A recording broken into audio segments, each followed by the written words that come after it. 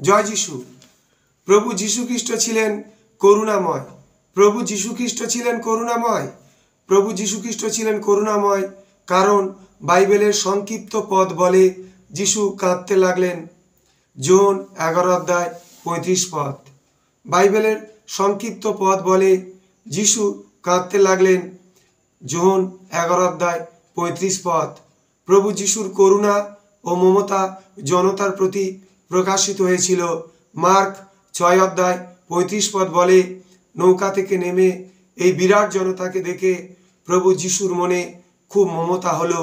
এদের অবস্থা ছিল পালকবিহীন মেষের মতো। আমাদেরও উচিত অনুরূপ ধরনের করুণা ও মমতায় উদ্বেলিত হওয়া। জনতার প্রতি প্রভু যিশুর মমতা তাকে মানুষের দৈহিক প্রয়োজন মেটাবার জন্য উদ্গ্রীব করে তুলেছিল। যোহন 6:5 পদ। প্রভু যিশুর দয়া তাকে প্রণোদিত করেছিল জন্মান্ধকে দৃষ্টিদান করতে। যোহন 9:1-38 পদ, মথি 20:34 পদ। যারা মন্দ আত্মা দ্বারা অধিকৃত হয়েছিল তাদের প্রতিও তিনি করুণা পরবশত হয়েছিলেন। মার্ক 9:22 পদ। প্রভু যিশু হতভাগ্য কুষ্ঠরোগীদের উপর দয়া পরবশত হয়েছিলেন। মার্ক 1:40 পদ। প্রভু যিশু হতভাগ্য কুষ্ঠরোগীদের উপর দয়া পরবশ হয়েছিলেন। মার্ক 1:40 এবং 41 পদ।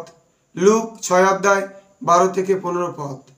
আমরা প্রায় বলে থাকি যে আমাদের দয়া মায়া আছে, কিন্তু প্রভু যিশু তার কার্যের দ্বারাই মানুষের প্রতি তার করুণা ও মমতা প্রকাশ করেছিলেন। আমরা প্রায় বলে থাকি যে আমাদের দয়া মায়া আছে, কিন্তু প্রভু যিশু তার কার্যের দ্বারাই মানুষের প্রতি তার করুণা ও মমতা প্রকাশ করেছিলেন। তিনি হয়েছিলেন হারানো মেষের পালক। প্রভু যিশু হয়েছিলেন হারানো মেষের পালক। তিনি হয়েছিলেন বিনাশের পথের যাত্রী দলের উদ্ধারকর্তা, পরিত্রাতা।